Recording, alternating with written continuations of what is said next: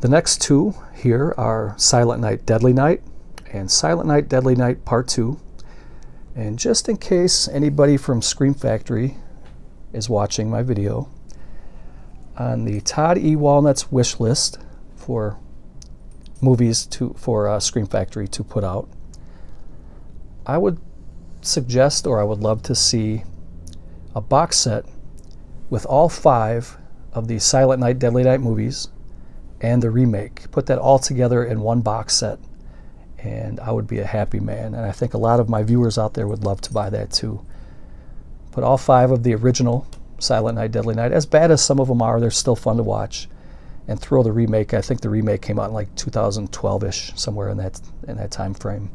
Even throw that one in there. That one was just called Silent Night, but that was definitely a remake, or kind of a reimagining of the originals. So I wanted to add these to the pile to show you guys, because these are definitely worthy of a buy. First one is pretty good. Second one, not so much, but like I said, they're still fun watches. This guy here, you guys already know. You guys already know that line. I'm not going to say it. But Part 1 has 2 discs. You get the theatrical version and the unrated version, which, if you have the choice, why wouldn't you watch the unrated? But it's good to have options, I guess. And the second one is a 2K scan. I think it's just the one edition of the movie. So that was the Silent Night and Silent Night, Silent Night, Deadly Night in Part 2. So the next one here was an independent film that hit it pretty big. This is Dog Soldiers, a really good take on the werewolf genre. And I have to make sure that I properly say that this was filmed in Scotland, because I believe one time I said that it was filmed in Ireland, and I got bomb threats from the Scottish to my house. I'm just kidding, but yeah, they're very proud of this movie, and the scenery, the way that the werewolves look. This is just a beautifully shot movie. The atmosphere with the fog and the trees, the thick cover of trees, and some of the scenes in the dark are just they make this movie very intense. And it's hard to believe that this movie is 18 years old already. It doesn't seem like it. But this is definitely a must-own and must-watch. Just if you have never seen this movie, blind buy it, and you can thank me later. Next one is another Tobe Hooper classic. Yeah, I guess you can call this a classic.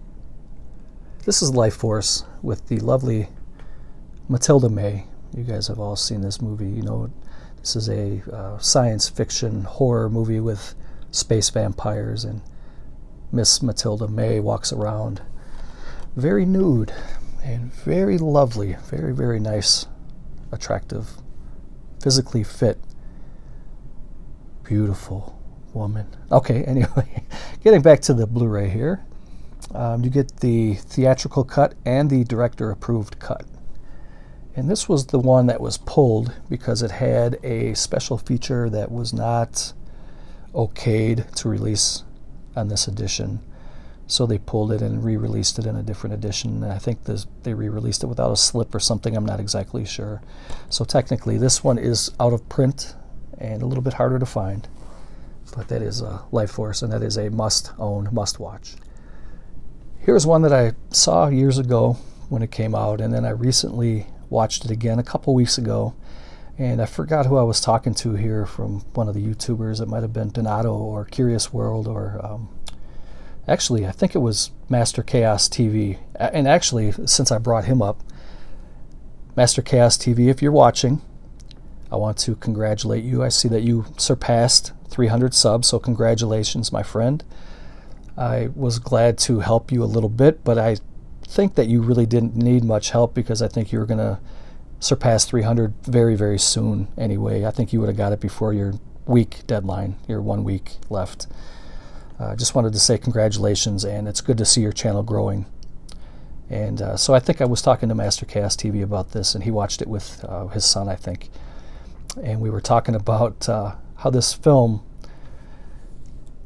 it has a lot of rewatchability factor to it. And the scene where, I don't want to give anything away for those who haven't watched it, so I'm going to kind of give a spoiler alert right here. So if you haven't seen this movie and you plan on it, mute me now for like, I don't know, 30 seconds or so, and then you can unmute it, or just, go ahead 30 seconds, whatever, in the video. But the scene when the old gypsy is laying in her dead state, and the body gets knocked over, and all of that embalming fluid leaves the gypsy's mouth into the, I forget what her name was it Tina in the movie?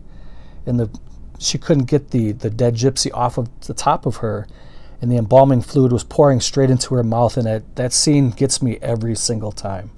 So this is a Sam Raimi classic. This is a 2-disc set. You get the theatrical and the unrated, and once again, if you have the unrated version, why would you ever watch the theatrical? I guess there are probably reasons that people have, but I will always watch unrated. If there's a reason out there that you guys would rather watch theatrical, maybe you can school me a little bit and leave a comment below. Let me know what I'm missing on that. But yeah, this is definitely a classic. This is a very good movie, and I'm glad to pick this up from Scream Factory.